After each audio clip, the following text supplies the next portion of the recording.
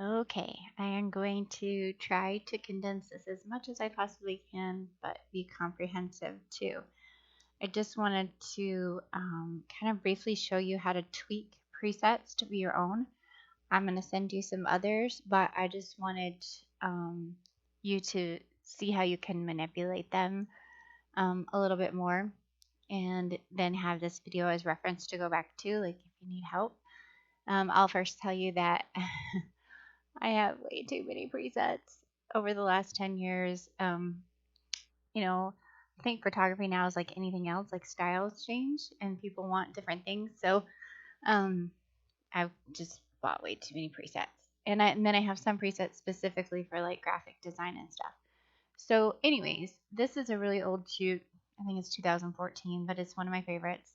You'll learn to, like, as you go, like, to keep your favorite raw files for as long as you can because you'll want to go back and re-edit and play, especially as you learn new things in Photoshop and Lightroom. You just will want to have stuff that you loved to play with. And so this little girl, gosh, she's like 6 now, and she's got a little sister.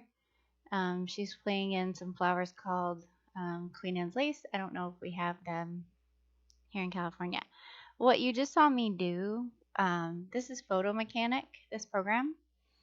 And it just helps go, like if you're a professional photographer and you have millions of photos to go through, it just goes through them super duper fast. Whereas some of the other applications, to scroll through photos and pick which one you want or the ones that you want and rate them and stuff can take a really long time.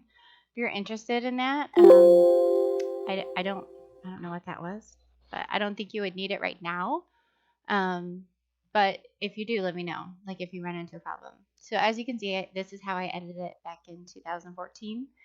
Since it's raw, I can change it back to its original format. What you're seeing me editing in right now is Adobe Camera Raw.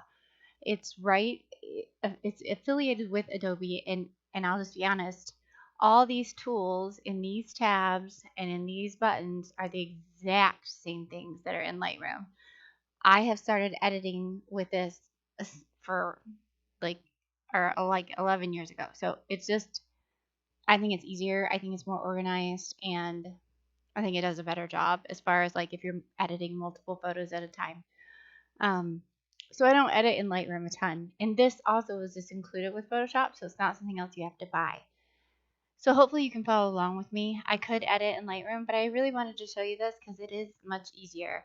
And honestly, once you get the handle using these tools in these tabs, they are not only the same as what's in Lightroom on your desktop, but they're also the same tools that are in your Lightroom mobile. And so once you master all of these, then you'll totally know how you want to tweak stuff in all three formats. Um, and you really will find yourself not having to pull a photo into Photoshop very much unless you want to do fun things, which I will show you too really quick. Like I said, this could be a long video, and DJ's coming home at 4 and I have the house to clean. So I'm going to go, I click this little tab on the basic thing and go back to Camera Raw defaults. So that's how I shot it. I don't shoot like this anymore, but it's not a big deal. So, I mean, shooting, that does come into play when you're editing. And we can talk more about that later, but um, for the most part, as long as you're shooting in RAW, it really doesn't matter because you can, like, obviously this was pretty pink, so I'm just going to get a little more green, get a little more red, and I'm just kind of preparing it for the preset. Here's where you're going to see the mess I got. So these are all folders that are not open of presets. And then this is all the rest of it. Yes, it's a problem. But anyways, one of the sets I just got most recently, I think that you'll really like, especially with the pics that you're taking of your kids and stuff, is called Flora. I'm not gonna lie, it was expensive, but I will share it with you if you don't tell anybody. So I'm just gonna click on Flora. So this is what is the deal with presets, and you probably noticed this as you started to play.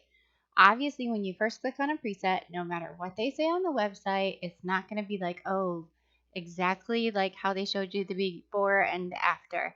That's not what it is. People buy presets all the time thinking, oh, I'll do it. I'll get this preset and click one button and it'll be exactly like they say it's going to be in their after. That's not true because not everybody shoots the same way. Not all green grass is the color green that is in another place. Like the color green in Michigan for the foliage is not the same green as what's in Bakersfield. Um, it's just there's so many variables that just can't be the way that it works. It can be darn near close, and I'll be honest, these are, but there's still tweaking involved. So that's where learning to use these tools comes in really handy. So obviously this made this really bright. So I'm just going to come to exposure and I'm just going to bring it down. I do think it's really pretty. It's unique and different. I do think it's a little pale. I like warmer things, but some people like, the cooler look. So I'm going to bring the yellow, the warm part up. And I'm actually going to bring my green in a little bit more. And then I'm going to start playing, because honestly, I really love this already. But I'm going to start playing with the tool that I think will help you with the one picture of your daughter that we were looking at where her face is just a little underexposed and kind of orange. In fact, I wish I had a way to pull that picture up. I might be able to find that somewhere. Um, so this HSL adjustment tool, it is in your Lightroom Mobile, Lightroom, Adobe Camera Raw, which is what I'm on right now. It's even available in an application called ViscoCam. Not very many people use that anymore. It's a phone editing app. But I try to have people remember that it's like a crayon box. When I'm teaching Photoshop, that's what I tell them. And that there's 3 ways of looking at your crayon colors. Just like if you got a big 64 pack of crayons, you don't just have red, orange, yellow, green, aqua blue, purple, and magenta. You have orange red, or orange red here, or red red, or yellow orange, or green yellow. So, and then you also might have like more muted color crayons, or you might have darker color crayons. And so that's what these control. So when we're talking about the picture, and I get your daughter's names mixed up all the time because they look a lot alike. I think it's Sadie. I don't know. But anyways, the orange in it, and this isn't going to work on this picture, but because her face is orange, to get up exposure and also to get rid of the orange a little bit, you would just saturate the orange a little bit, or desaturate, I'm sorry, under saturation. And then under luminance, if you just raise the orange to a lighter orange, then you're going to see her face exposure get brighter. So, but I'll pull up that photo later and we'll look at it um, together. Caleb needs me for a second, so I'm going. Okay, back to the drawing board here. So this overall, like I said, is kind of pale. In fact, the longer I stare at it, the more pale it is. So I'm gonna bring in the yellows because there was yellow flowers there. But it's really yellow, yellow. So I want it to be more of a yellow orange. So I'm gonna bring it in. Hopefully I don't sound like Bob Ross. Um, the green is really green, like a bluer green. I'm gonna make it just a little bit more yellow. Also, I just have a thing for making greens really dark. I'm gonna bring in some orange because, like I said, she's super pale, and that's just gonna. She was in a pink dress, and so that pink just took her little baby pale skin and made it pinker. So we don't want to bring in the orange too much because then she gets too red. So then I feel like this is kind of bright, so I'm just going to kind of bring the highlights down. Highlights and whites work about the same, and blacks and shadows do too. But adjusting the whites and blacks gives you a little bit more like punch than adjusting just highlights and shadows. But you could do either one. But another thing that you could do, I do feel like her dress is still bright. is this adjustment brush. This adjustment brush is going to take this basic tab of tools and make it where you can brush them on to different parts of your picture. You can do this in Lightroom Mobile too, but it is a little tricky just because you have to make sure you're using your finger to paint, and it's just a little tricky. So I'm going to make her face a little less pink. So I'm going to, obviously I haven't painted this on yet, so I don't know what it's going to look like, but I'm going to bring this into the green and bring this up into the yellow just a little bit and brush it on. Then when I get it brushed on a little bit, I could go a little bit crazier if I wanted to. And then I could bring up exposure if I want. So that's another way that you could remedy too dark faces, like if the faces are too dark. And then if you noticed, first of all, this preset comes with film grain. I do like a little bit of grain, not quite as much as what they had though. And if you don't like any, you can always go under FX in all three, Lightroom, Adobe Camera Raw, or Mobile, and just take the grain out completely. You can also change the roughness of it, the size of it, that kind of thing. So anyways, click back on that. So did you see when it clicked that on and off, like at first it showed you, where it was applying to? So let's just see. So if I'm gonna take the overall off, and I like that, or the overlay overall. I might actually up the shadows just a little bit to see more of her face too. So that is just with one preset, and I kind of hope you see how I tweaked it. So I am going to, I'm going to show you one other thing. There is a new thing called profiles. If you haven't noticed, when you get a preset in Lightroom or Adobe Camera Raw or Lightroom Mobile, it's not like there's just a slider where you could say, like in Instagram, where you can say, hey, I don't want this much of this on here, or I want more of it on here. That is been true of presets in Photoshop and Adobe products for forever, but they developed a new way that you can add stuff to your photos, that you can adjust the strength of it. They're called profiles, and so I have a bunch, just like I have a bunch of presets. For one thing, you can turn presets into a profile, and so that's kind of what I have done with a lot of the extreme ones that I have, that they're just like way too, like you can see, these are just crazy. So I just look at this one. Like that's nuts. But if I put it here and I bring it way down, it definitely changes it. So see, I could even like, some people love super saturated things. I don't. Marigold. Let's see, sunflower. That's a weird one, but when reduced, I really like it. So these are profiles, and they're kind of hard to load, but if you need help and you want to play with that, then I can show you how to do that. So say you try that and you don't like it, and you just want to go back to what the original was. You'll just go to camera matching, and usually you could just pick one out of there that you like best. I think I was in neutral. Might be Adobe Color. You can also do that. Yeah, I was in Adobe Color. So anyways, lots of those that you can play with too. Really editing, I love the editing process probably more than anything else. And you could be lost in here for hours because it's art. It's like painting. So let me just real quick do another edit of this, and I am gonna like do it super quick.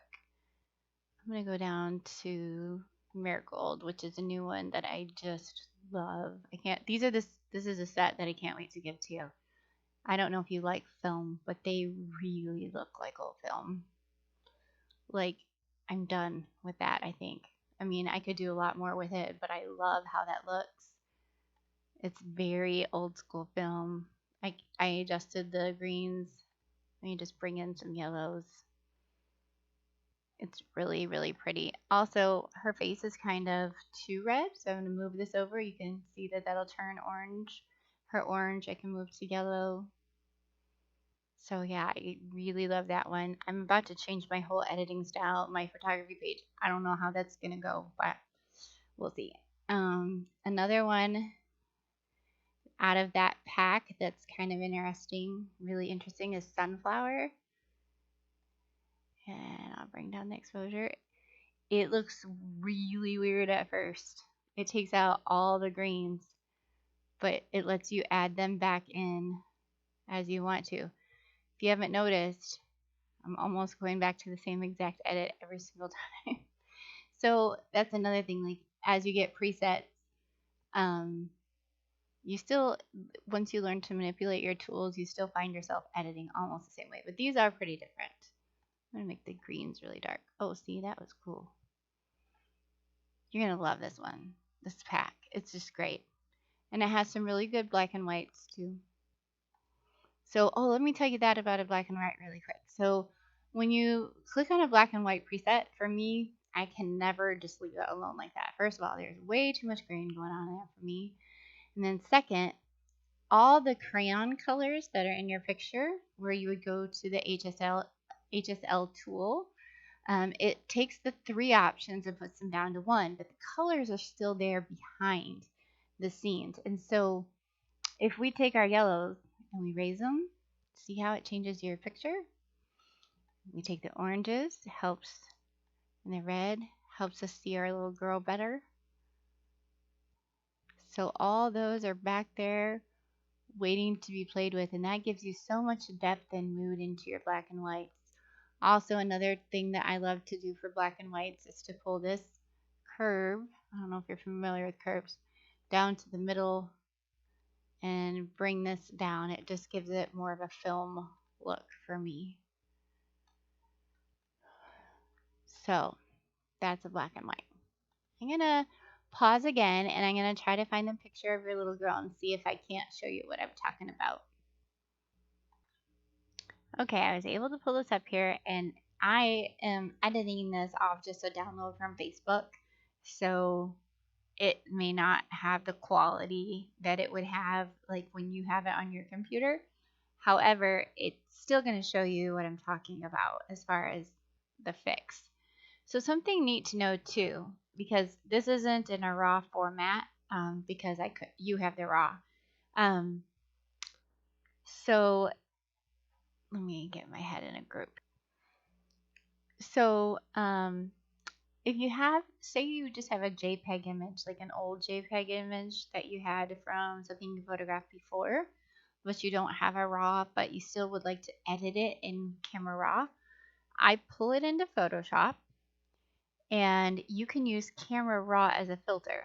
So if you know anything about Photoshop, it's basically editing in layers. So all I'm going to do is take the background, and I'm on a PC, so I can send you the Mac shortcuts because keyboard shortcuts save your life.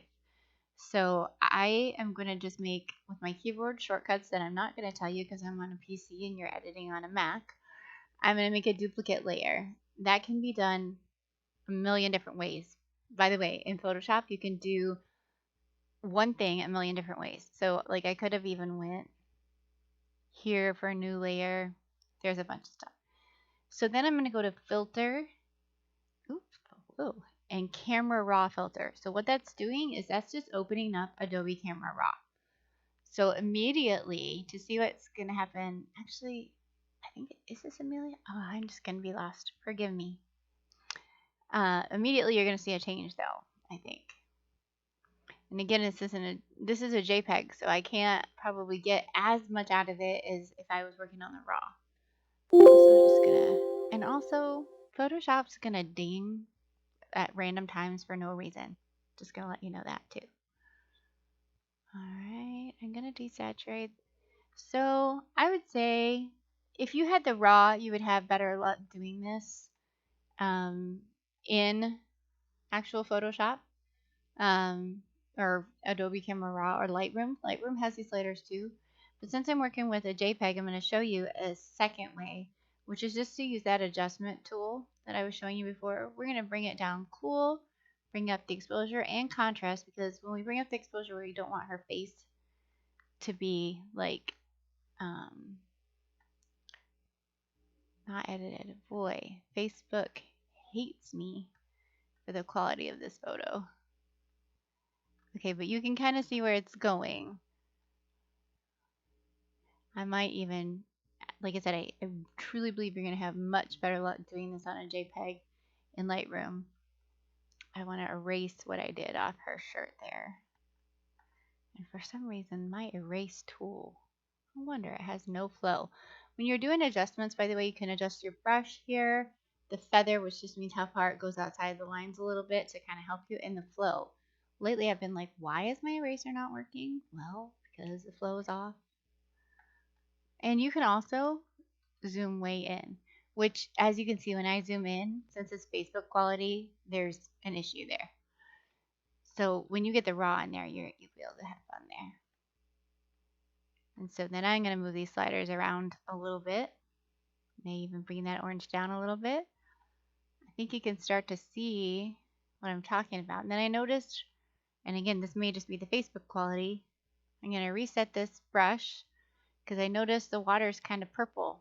Depends on how you like your blues, but I like them to not be too purple. So I always with water like to play with my adjustment brushes on it.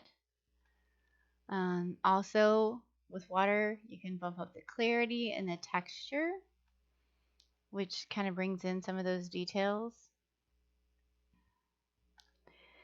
And I'm just going to do it again back here.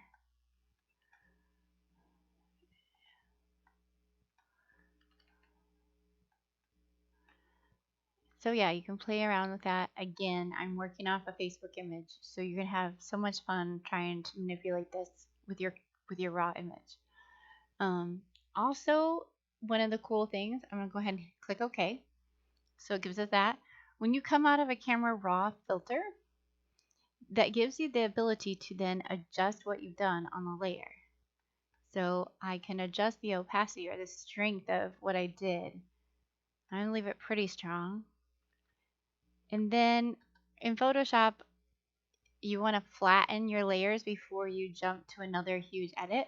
I'm going to open up Adobe Camera Raw again because something else fun you can do. So now that you've got the skin tones like you want to, you can go back into these profiles, which they're not presets. The profiles are the things that you can adjust. The presets you have to tweak. I hope that makes sense.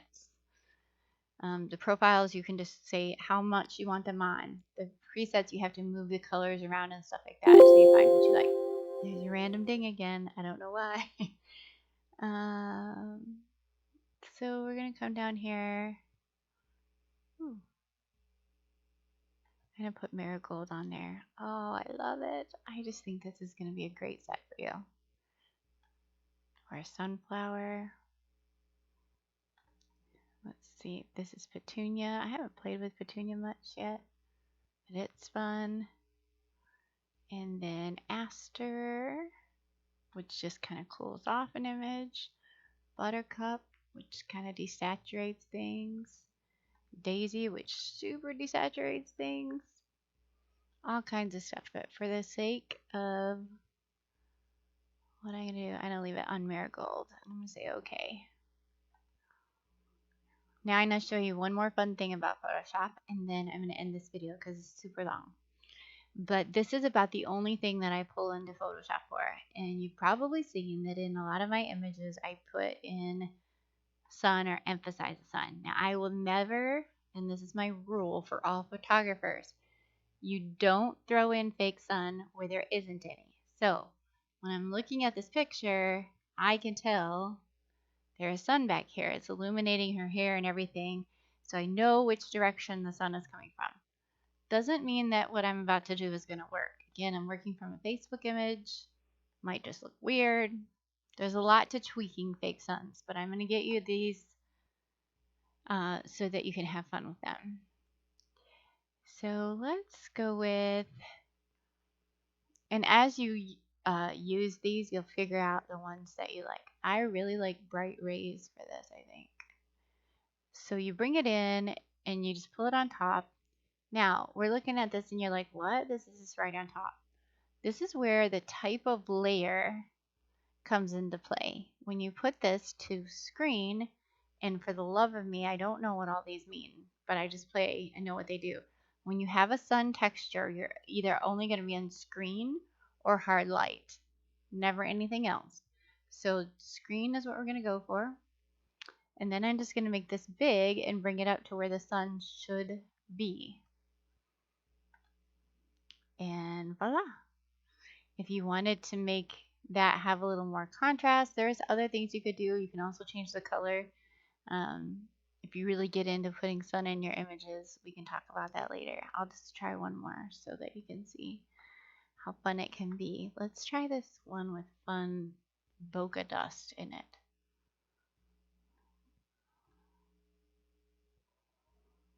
And you'll know that some just look fake as ever. So you can't really even see that on the lake. It's also too orange, so that one doesn't work. This ray one might be fun. And just like with presets, you get a set of these sunshine things, overlays, and you'll find ones that you love and ones that just look dumb.